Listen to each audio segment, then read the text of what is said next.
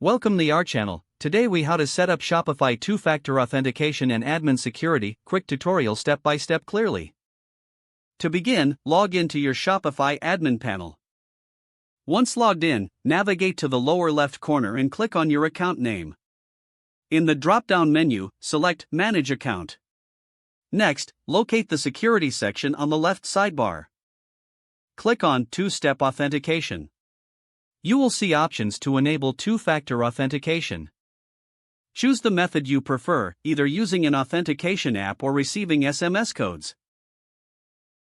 If you select an authentication app, download one if you haven't already.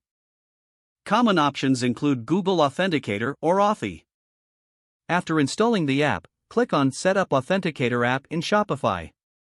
A QR code will be displayed on your screen.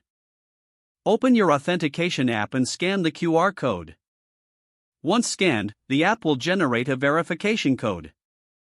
Enter this code back into Shopify to confirm the setup.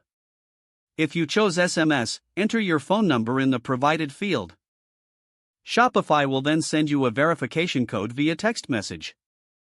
Enter that code to finalize your two-factor authentication setup. Next, it's important to set up backup methods.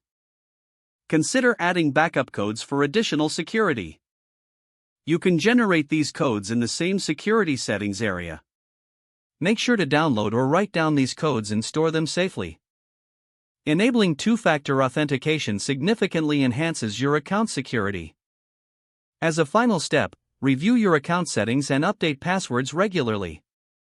Ensure that your staff also follows these security protocols.